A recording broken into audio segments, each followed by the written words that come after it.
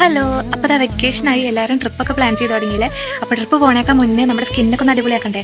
അപ്പോൾ ഇന്ന് ഞാൻ ചെയ്യുന്ന വീഡിയോ അതാണ് കേട്ടോ. അപ്പോൾ ട്രിപ്പ് പോകാൻ ഇരിക്കുന്നവരൊക്കെ ഈ വീഡിയോ മിസ് ചെയ്യാണ്ട് കണ്ടോ.